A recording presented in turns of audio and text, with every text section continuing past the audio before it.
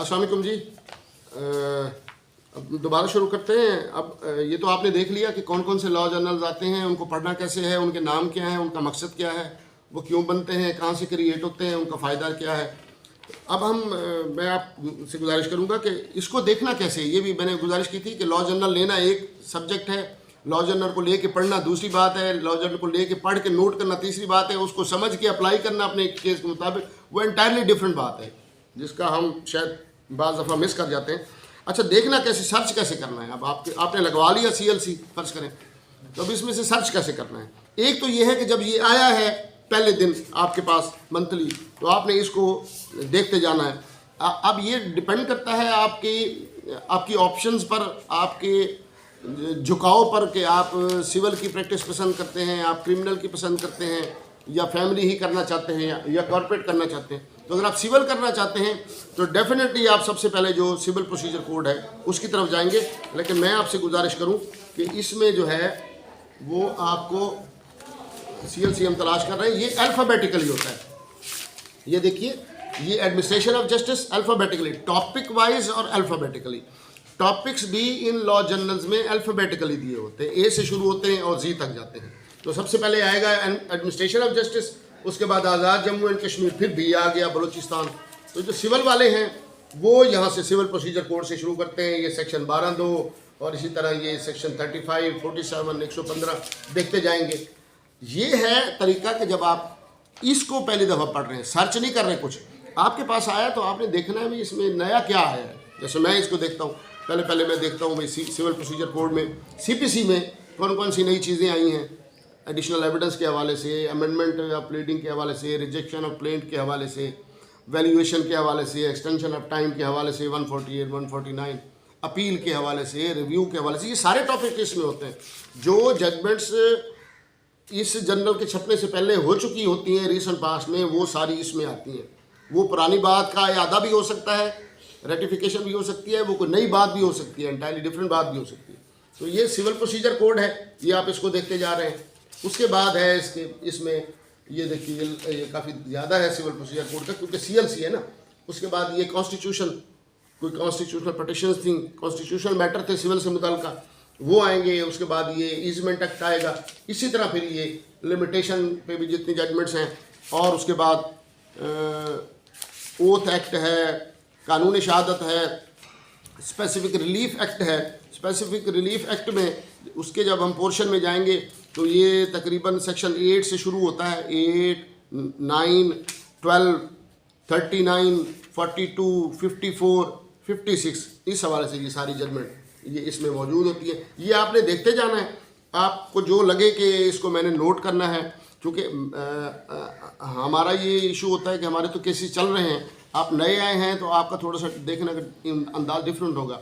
मैं आपको बताना ये चाह रहा हूँ कि जब आप भी इंशाल्लाह अच्छे वकील बनेंगे, आपके पास काम होगा, तो जब आपके पास ये लॉ जर्नल आएगा तो आप उसको देखते जाएंगे, इसे इंडेक्स में देखते जाएंगे, फिर यहाँ टिक मार करते जाएंगे, हाँ ये पेज मुझे ठीक है जी, ये मेरे किसी केस से मुतल्लिका है, इस पेज को मैं देख लेता हूँ, ये रखते जाएंगे। मैं ऐसे करता हूँ कि इसके फ्रंट पे नोट कर लेता हूँ। यहाँ पर ये देखिए मैंने नोट किया हुआ है, मैंने लिखा हुआ है कि नाबालिग बलूगत हासिल करने के 3 साल के अंदर दावा दायर कर सकता है। अब पेज मैंने लिखा हुआ है 890, ठीक है। अब ये सारे पहले मैं नोट कर लूँगा इंडेक्स से कि मैंने कौन कौन से मेरे रेलेवेंट है। देखिए अब कॉर्पोरेट मेरा माजरत के साथ रेलेवेंट नहीं है, प्योर कॉन्स्टिट्यूशन मैटर मेरा रेलेवेंट नहीं है, बलूचिस्तान गवर्नमेंट रूल्स बिजनेस मेरा रेलेवेंट नहीं है। मैंने सबसे प्रिसाइसली ये देखना है कि मेरा रेलेवेंट कौन सा है। आज का जो है वो जो मौजूदा वक्त है वो उस कहते हैं हार्ड वर्क से स्मार्ट वर्क ज़्यादा बेहतर है, बजाय इसके कि आप लगे रहें पूरी किताब पढ़ें। वो आगे चल के मैं बताता हूँ कि जितनी मुतल्लिका है वो आपको पूरी पढ़नी पड़ेगी, वो भी मैं आपको आगे गुजारिश करता हूँ। तो आपने स्मार्ट वर्क करना है, अपने जो आपके पास केसेस ज़ेर समाअत हैं उनसे मुतल्लिका जो पोर्शंस हैं इसके, उसको टिक मार करते जाना है या मेरी तरफ फ्रंट पे लिखते जाना है। उसके बाद आपने आराम से वो पेज निकालते जाना है, 890 पेज निकालना है, उसकी जजमेंट पढ़नी है। उसमें 2 तरीके हैं। कुछ लोग ये करते हैं कि सिर्फ जो बाहर इनका जो हेड नोट बना हुआ है ना, ये मैं आपको जजमेंट का हेड नोट दिखाऊँ। ये जब जजमेंट शुरू होती है तो इसको कहते हैं हम हेड नोट। ये जो पूरी जजमेंट होती है उसका जो खुलासा होता है, उसमें जो इंपॉर्टेंट बात होती है वो यहाँ पहले हेड नोट में आती है। देखिए ऑर्डर 41 रूल 27, ये case additional evidence, production of additional evidence at the appellate stage के हवाले से ये हेड नोट है, ये हेड नोट है। ये जजमेंट यहाँ से शुरू हो रही है। वकला के नाम भी हैं। मेरी एक आदत है, अब थोड़ी भूल गया हूँ या टाइम नहीं मिलता, कि ये जो वकला मेरे जानने वाले होते हैं मैं उनको टेक्स्ट कर देता हूँ कि आपकी जजमेंट फ़लाँ जर्नल में फ़लाँ पेज पे छपी हुई है। वो खुश होते हैं, शुक्रिया वजह, क्योंकि हर वकील तो नहीं पढ़ता, अक्सर तो नाम भी नहीं पढ़ते। मेरी एक आदत है, मैं ये पढ़ता हूँ साथ। जो मेरे जानने वाले वकील हैं, फ़र्ज़ करें कमर सब्ज़वारी साहब हैं, अहमद कयूम साहब हैं, लतीफ़ खोकर साहब हैं मुल्तान में, तो मेरे जो जानने वाले वकील हैं जहाँ के भी हैं, उनकी अगर जजमेंट रिपोर्ट हो तो फिर मैं उनको मैसेज कर देता हूँ कि आपकी ये जजमेंट रिपोर्टेड है। तो खैर ये हेड नोट है। उसके बाद ये जजमेंट यहाँ से आगे शुरू होती है। अब उसके दो तरीके हैं, या तो आप सिर्फ हेड नोट पढ़ लें, अपने मतलब की चीज़ उसमें से निकालें और नोट कर लें। लेकिन असातिज़ा कहते हैं अच्छा तरीका ये है कि आप टाइम निकालें और पूरी जजमेंट पढ़ें। पूरी जजमेंट पढ़ने से क्या फ़ायदा होता है?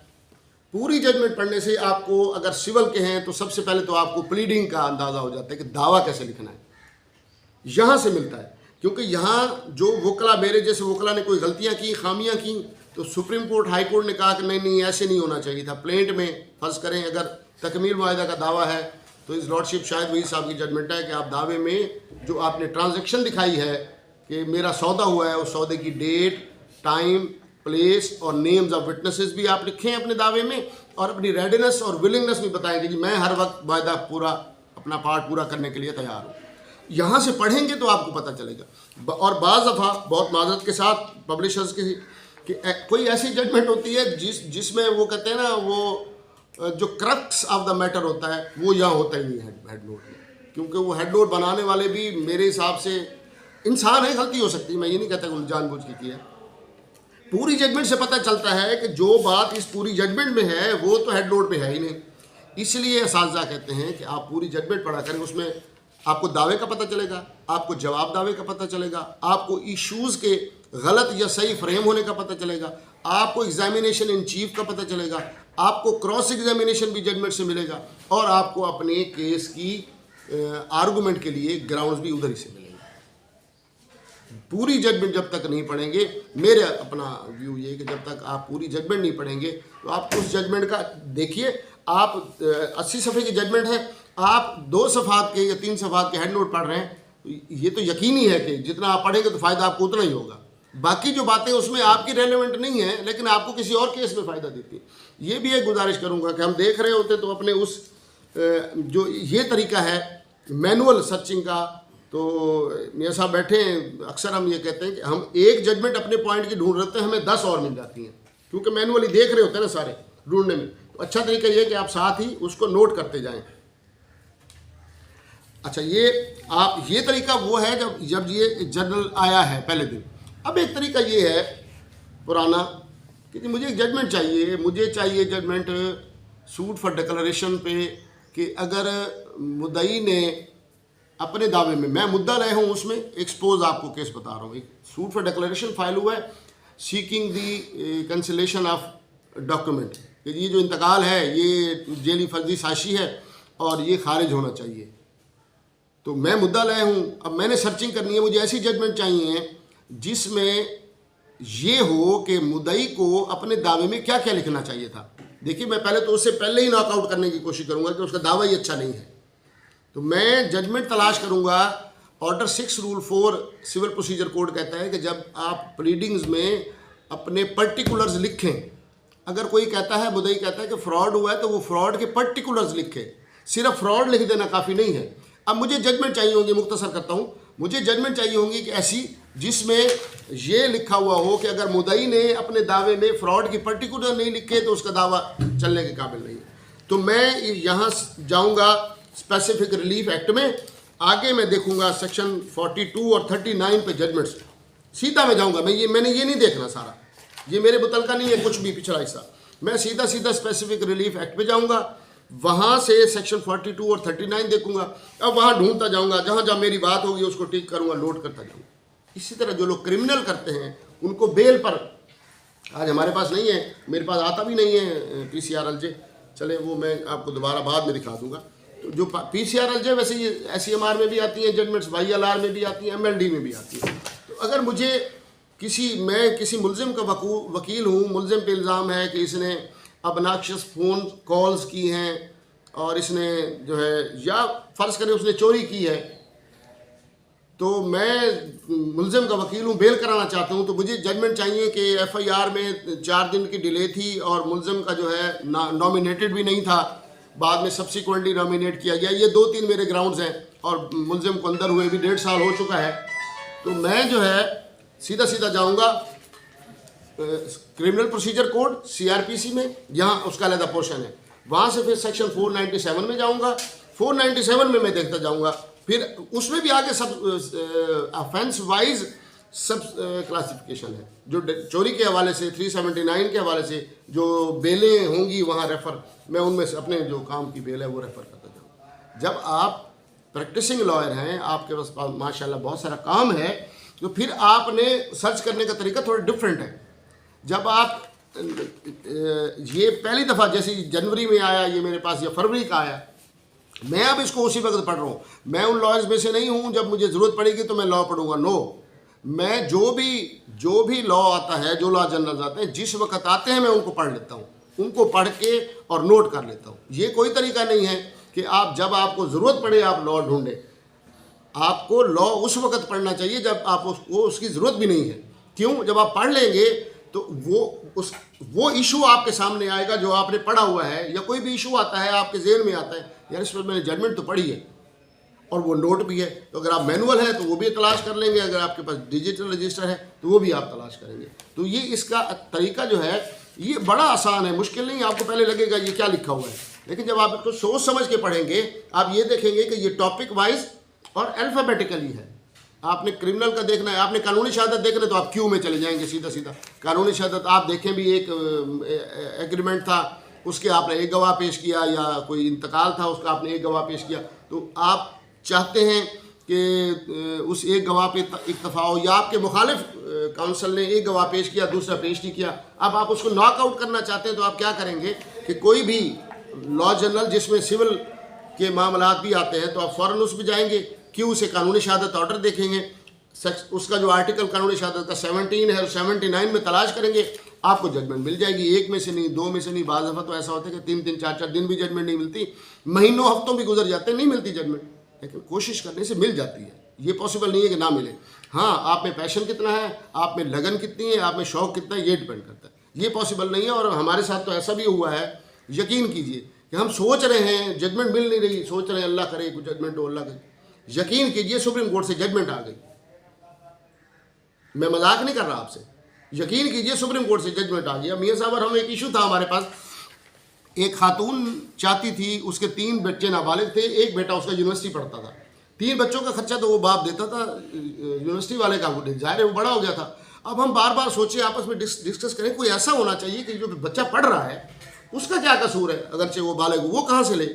यकीन कीजिए हाई कोर्ट की जजमेंट आ गई, इबादुर रहमान लोधी साहब ने जजमेंट दी, अब तो बहुत आ गए, इसी 25 में भी आई है, हिज लॉर्डशिप अब रिटायर हो गए इबादुर रहमान लोधी साहब, उन्होंने जजमेंट दी कि नहीं, बाप जो है वो नाबालिग बच्चों के साथ साथ उन बालिग बच्चों का भी खर्चा नफका महाना देने का पाबंद है जो बालिग हो चुके हैं। हाँ, बशर्ते ये कि वो ऐसी स्टडी कर रहे हों जो उनके कैरियर के लिए ज़रूरी है। फ़र्ज़ करें एक बच्चा MBBS में है, MBBS के 3रे साल में वो बालिग हो गया, अब उसका खर्चा बंद हो गया, उसकी तो यूनिवर्सिटी गई। अब MBBS एक ऐसा है, जब तक मुकम्मल नहीं करेगा वो उसका कैरियर मुकम्मल नहीं होगा। दूसरी तरफ ये है कि कोई बच्चे ने FA कर लिया, अब उसने BA करना है आगे, तो वो कहते हैं नहीं, ये इस तरह नहीं है, ये वो स्टडी नहीं है। एक स्टडी उसने स्टार्ट की हुई है, उससे कनेक्टेड स्टडी चल रही है जो उसके मुस्तकबिल के लिए बहुत ज़रूरी है। तो उन सूरत में सर्टन कंडीशंस हैं उन्होंने दिए हुए हैं, बालिग बेटी है चाहे बालिग बेटा है, उसकी तालीम के लिए उसने खर्चा नफका वो देना है। तो मैं कहना ये चाह रहा था कि जब आपका पैशन हो, जब आपकी लगन हो, जब आपका जुनून हो, तो अल्लाह ताला सुप्रीम कोर्ट की तरफ से बनवा के भी जजमेंट भेज देता है, हाई कोर्ट की तरफ से जजमेंट बनवा के देता है। 12 दफ़ा ऐसा हुआ है। और इसमें एक और भी बात है, आपको तजर्बा होगा, अगर आपका केस में इनाम हक है, आपकी केस में दिलचस्पी है, आपका केस में जुनून है, आपका केस में पैशन है, तो आपको रोस्टर पर भी खड़े हुए उस क्वेश्चन का जवाब मिल जाता है जो आपको 3 माह से भी नहीं मिल रहा। इसको हम कहते हैं इंट्यूशन। अल्लाह ताला आपके दिमाग में, देखिए सेब लाखों साल से दरख्तों से ज़मीन पर गिर रहा था। ये किसने बताया उस साइंसदान को कि ये थ्योरी ऑफ ग्रेविटी की वजह से? अल्लाह ताला ने बताया। ये अल्लाह ताला की ज़ात ने इंसानों के दिमाग में डाला कि अगर इस तरह परिंदों की तरह एक पर बनाएंगे लोहे के तो वो भी उड़ पाएंगे, उनको पीछे से पुशअप मिलेगा तो उड़ पाएंगे।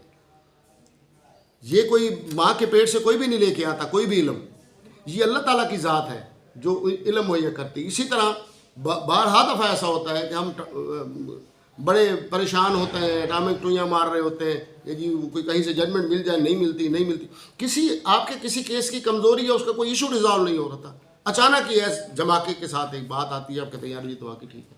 लेकिन उसके लिए शर्त है आपकी कमिटमेंट, आपका पैशन, आपके जुनून, आपका जोश, आपका जज्बा। ऐसे रूटीन में नहीं मिलेगा। तो ये हमने देख लिया। नेक्स्ट हमारा थोड़ा ब्रेक करते हैं, तो हमारा है रजिस्टर कैसे मेंटेन करने हैं, मैनुअल रजिस्टर और वो जो ऑनलाइन और digital register. Thank you very much.